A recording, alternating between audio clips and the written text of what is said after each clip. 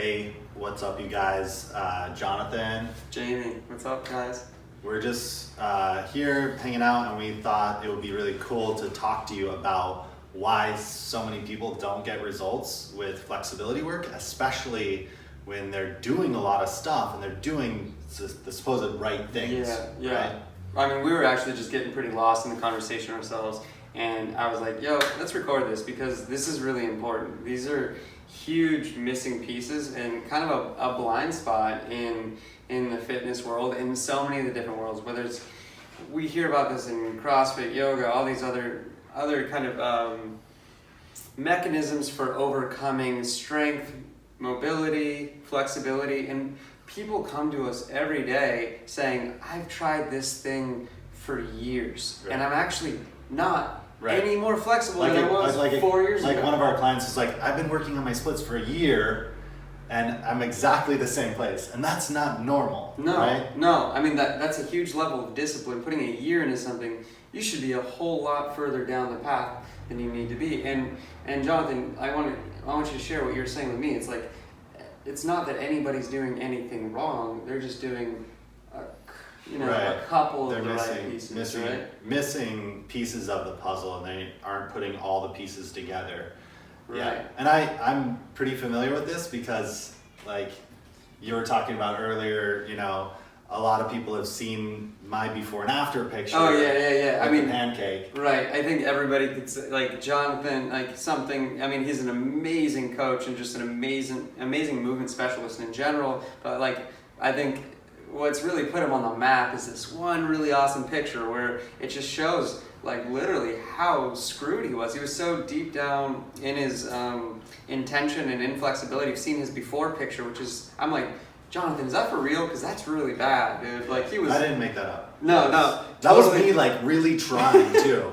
It probably looks to you like, oh my God, that's bad, but I was literally trying to reach as far as. We've all seen the before and after pictures where the guy's just looking so sad and he's pushing his stomach out, and then look what happened 2 months later, and it looks like the same guy who just decided to flex and smile. No, this was not Jonathan's before and after. He really had zero flexibility, mobility, was not doing so hot, and then you see him in this after picture, not so far down in the future, where he's touching his chest in front of him, his legs are wide and straddled out, and he's doing this, one of the most beautiful pancakes I've ever seen. And we talked about how did you get from point A to point B? Because what I said and what I commend Jonathan is 99.9% of the people out there haven't, they either had the flexibility or they didn't. Nobody went from where you were to where you are now. Yeah. How'd you get there? Yeah. So I will say, first of all, I am not a naturally flexible person. I don't even know, people talk about that. I don't even really know what that means, because what I found is that I wasn't naturally flexible because I wasn't training flexibility, but I wasn't also training it in a way that was actually effective. I tried the typical stretches and yoga and things like that, but it really wasn't working for me. And what I found was, through a lot of trial and error and research, is that there's all these different systems out there that have a piece of the puzzle, right? Some people will tell you breathe and relax into the stretch, right? That's important. A lot of people will tell you need to hold the stretch for at least 2 to 5 minutes, right? To get an actual real change in your nervous system. That's also important. Then you've got people telling you doing isometrics, right? And creating a contraction in the stretch to signal to your nervous system you have control, and then it opens up new range. That's also an important piece. And then of course, passive stretching, loaded stretching. Yeah. And then stretching. Exploring your range of motion, right? Being curious, making it goal oriented, integrating it into your day. All these things, there are all these little pieces that have partial truth, but what I found is that there was no one really talking about all of them in a holistic way and bringing all those pieces together. And once I started to do that, and then started to apply that with my clients and with the clients that Jamie and I work with now, things started to shift a lot faster. Yeah. And I realize, like, a lot of people, you know, I think have this idea or this myth that, like, if I'm doing these things and I'm trying but it's not working, something's wrong with me. Right. When in actuality, Right. it's something's wrong with the approach. Right. They're working with a broken model. It's not that they're broken. Like, self-included, like working with Jonathan just as friends and working together as teachers is like, I've made so many improvements because my contention was even people who were integrating all these amazing approaches to get amazing results, it was so convoluted because it felt like it was overwhelming. There was so much to do. I'm a huge fan of like Tim Ferriss, where I want to put like 20% in to get 80% results, and I didn't see that. I was like, that's overwhelming. I only have so much time in my day that I can dedicate towards something like, you know, getting my pancake. And it was really like your ability to create a blueprint around that. And then we've even gotten to troubleshoot that even more to where it's actually something that's manageable, where we can integrate all these principles and ideas into something that's not making me feel like I'm drowning. Right, yeah. I talk about those like 6 or 7 things, and it's like, oh my God, now I need to do this. No, you don't. You actually don't need to do that. When you learn how to,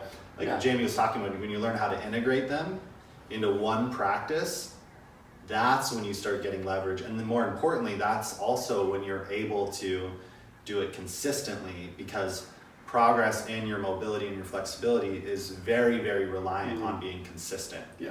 That's one of the biggest mistakes that most people make, is just they're not doing it consistently enough, but that's partially related to them not getting results and feeling motivated to actually do it.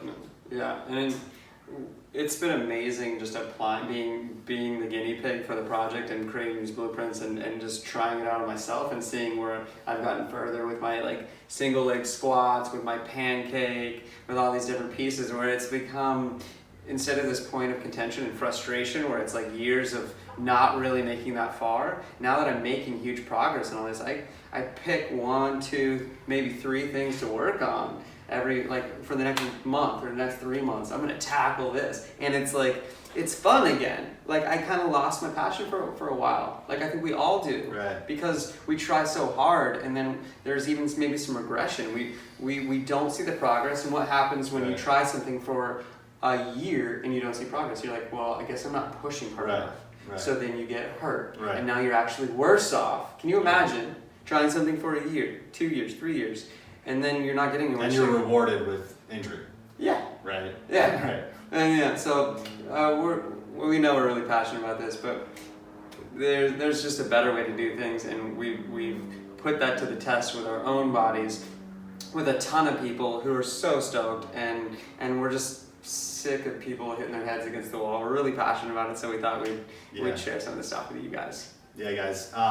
You know, whatever you do with your training, like, and you know, whatever your goals are, whether it's mobility or strength or balance or whatever it is, skills, hand balancing, right? Skills, hand balancing, climbing, all that stuff. Make sure you find an approach that consistently and reliably gets results, and that has a proven track record of that. You know, you definitely don't have to waste your time just feeling broken down and beaten down.